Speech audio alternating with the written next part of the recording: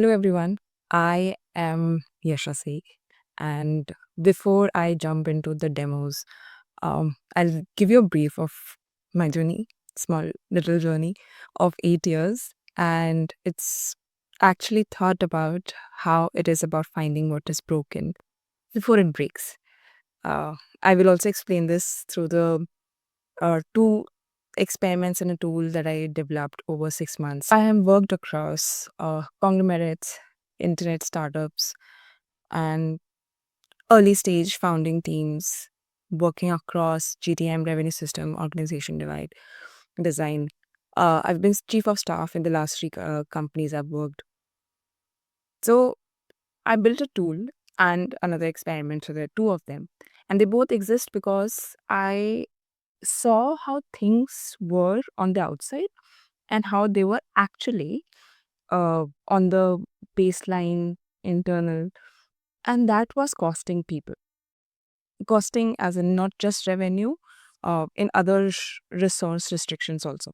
So we'll not go into what is the different costs that people incur. It is more of finding um, the difference between there.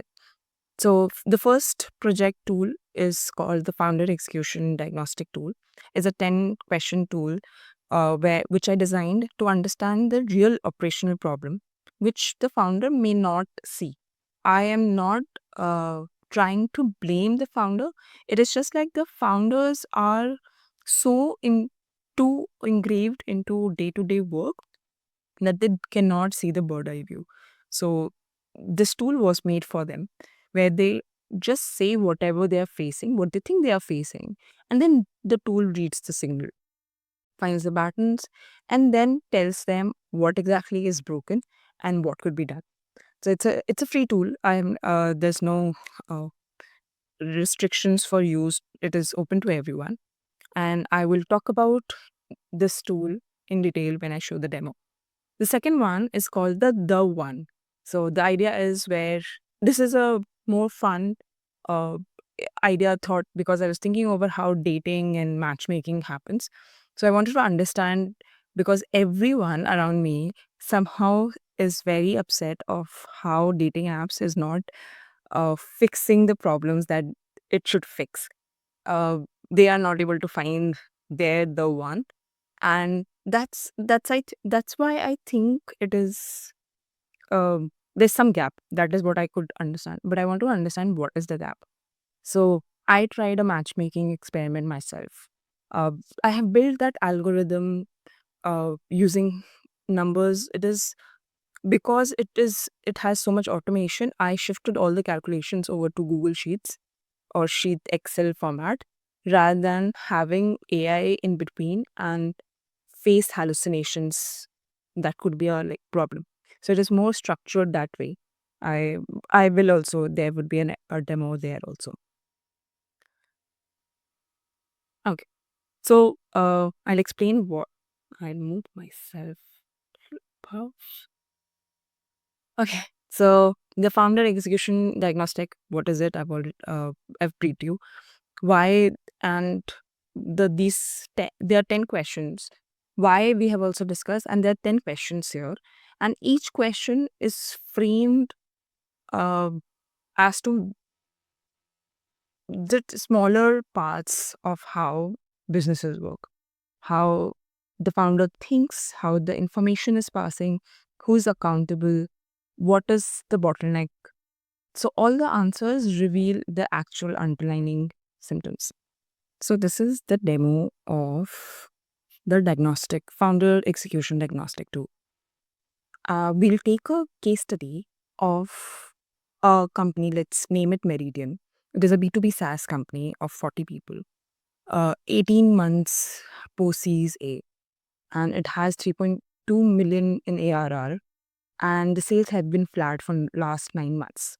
So the founder thinks, he comes in saying, we have a sales problem. So it is a B2B SaaS which works in automation, workflow automation. So that is one case study. There, in this diagnostic tool, there are 10 questions which ask the founder questions may or may not be pertaining to the problem they have in mind. So I have made answers based on the problem that I've taken up. And I'll continue posting so we know how this tool works. So let's start with here.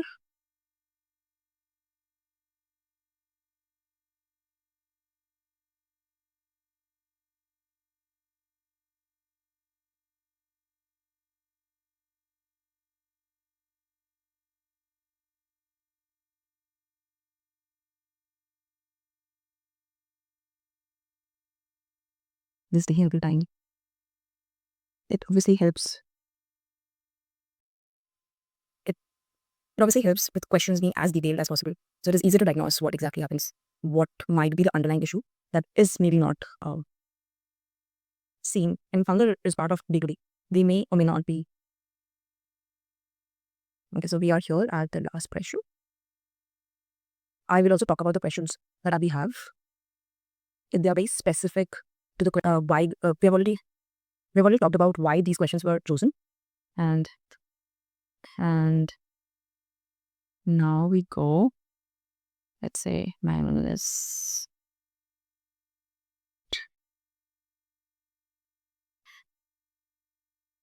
Cities A. Let's say I'm the founder. Yeah. So now so this is how I get the answers on my email. I have a specific label on how this works. So now I have all the answers in this format, and I will put these answers into the diagnostic tool that I've created using Claude. This is a Claude generated artifact that works based on an algorithm. I will now paste the questions and the answers that we got for that case study company. Now it is extracting the answers. So we have all the questions kind of understood why the diagnosis happened, what is the underlying principles in each question. This is what it has extracted. There is also why you understand which question. This is for the internal for me. You understand which question is what, and then you ask for it to generate the diagnosis. I can edit anything that I feel it is not right or that it has been diagnosed wrong. So I do read through it. Just for the demo, I'm just fast forwarding all of this. And if I can move myself here, if I don't like the whole idea of what is diagnosed, I can regenerate here. And this, so done on editing. So this whole thing gets sent as an page on my website. So here I can take the code and generate it. Let me also show the page I generated. This becoming the report that I sent to the founder. So my mistake, I didn't add the name of the company. I just added Series A. So that it has taken as the name anyhow, but this is how the report would be generated and shared with the founder. So it talks about 5 things, what they came in thinking, what the answers actually showed, and what is the real problem. So in this case, the answers that the founder gave, it was diagnosed that the company does not have any repeatable path from the sign to the value. So all new customer acquisition is like a new episode all over again. So the revenue cannot compound, and that's a problem. So and that's the report. And I send this report manually over email. I understand a lot of these things that are manual right now in this diagnostic tool can be done by automation through AI agents, which I'm planning to do. But this is the whole idea of Founders Diagnostic. Coming to the second project, we've already had a brief understanding of what it is and why the need. And I will also show you how it works. So it is a 3-stage form. The first and the second forms, actually, it is better that I explain with the demo, so it's easier to understand. So this is the second project. This is called the.one, and you can find this website live on chosethe.one. So this, it is just an experiment. Um, there's no product that is built because this is more of a research stage at this time. And I also explain, I'm very transparent on how things work. I keep all of this explaining in that manner.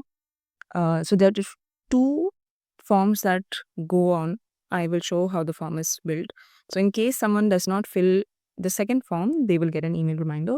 Once they get the profile that is complete, they get a confirmation. All of this is automated.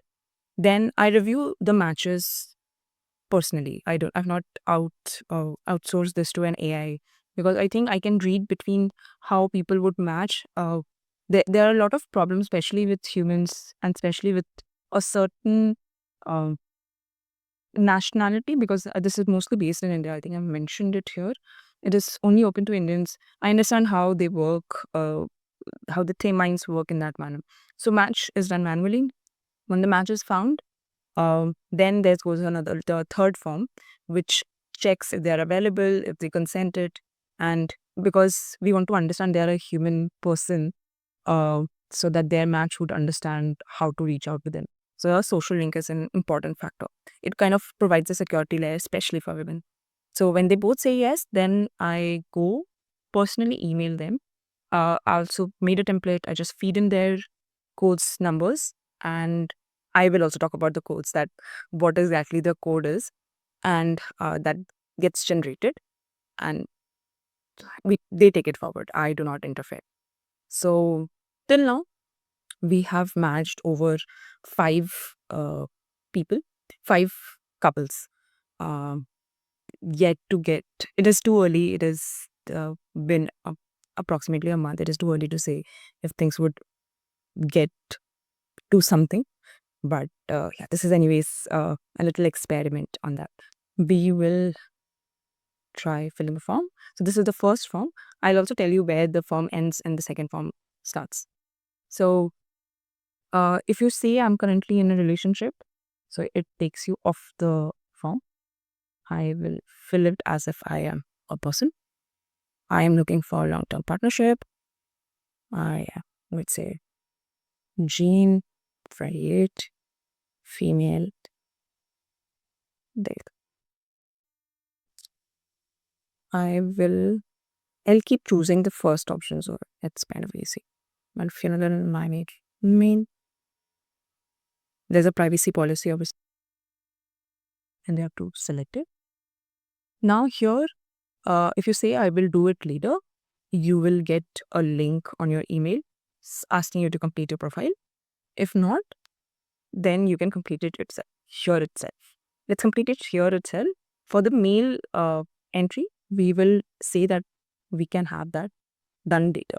So I'm choosing the top 3.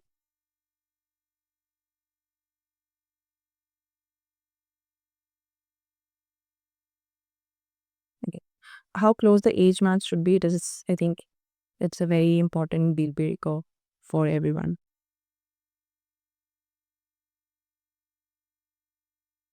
Great. So you have a profile that is completed. I will, in the meanwhile, also fill a form for the mail that I want to test.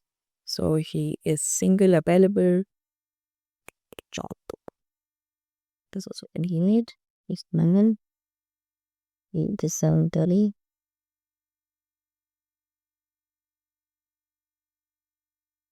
I will put another way of time so that doesn't trash. And John will do it like that.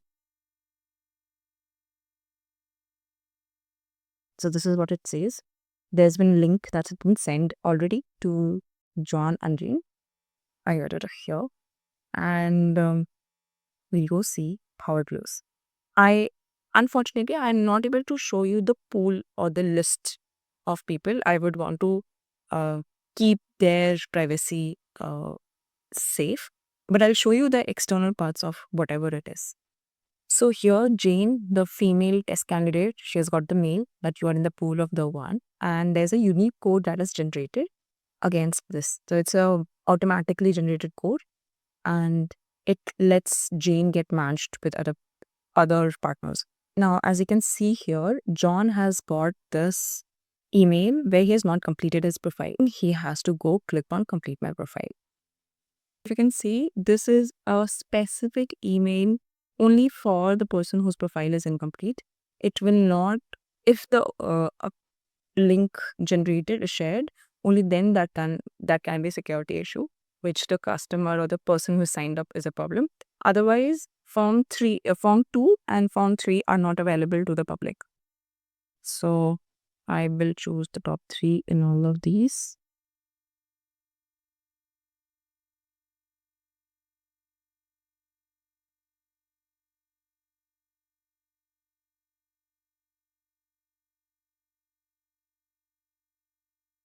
Great. So now John is also part of the pool. Now I will go run the matches and see if John and Jane get matched together. So now I'm running a match here. This is the app script. All the algorithm is already punched in. The code is here. I will run it manually.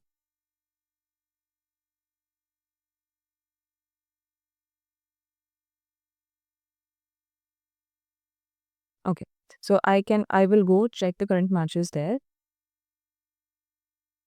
but I am not able to show you the pool because this current matches would also do for the, it will also match the people already existing in the pool along with Jane and John.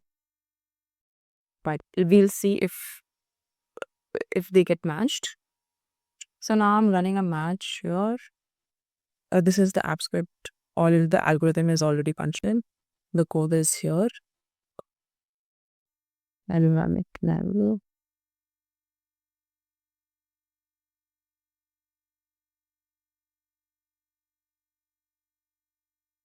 Okay. So I will go check the current matches there, but I am not able to show you the pool because this current matches would also do for the, it will also match the people already existing in the pool along with Jane and John. But we'll see if they get matched. So this is how out of the backend looks like. I've deleted the other matches. So apparently Jane and John are really compatible. They have a score of 96.4. The breakdown explains how you came into the maths of matching there. I have to approve this first. This is the manual matchmaking that happens. I check exactly why, if the score is good, why is it good and everything. Then we go to the introductions and now we send them introduction.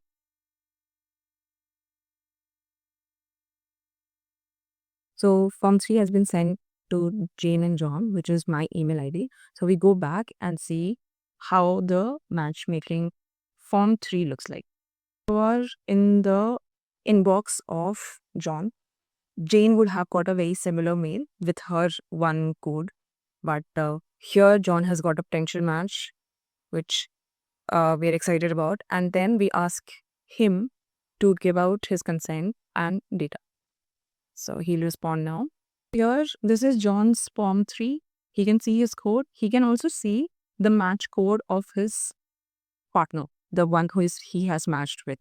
So he knows there's a person of this code, but he does not know who. That happens only when he consents here. So John is available at this point. Do you consent to be introduced? Yes.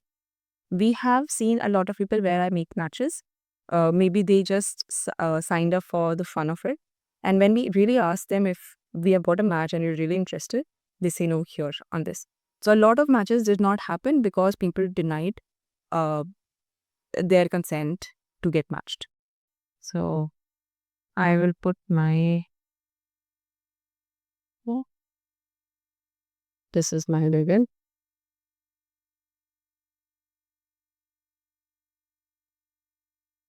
Great. This is done. So now this is Jane's ID and she's also got the same form. Here the one code is different for hers. She, let's say, is also interested. I'll put in my social work. And now my sheet would say that both of them have consented.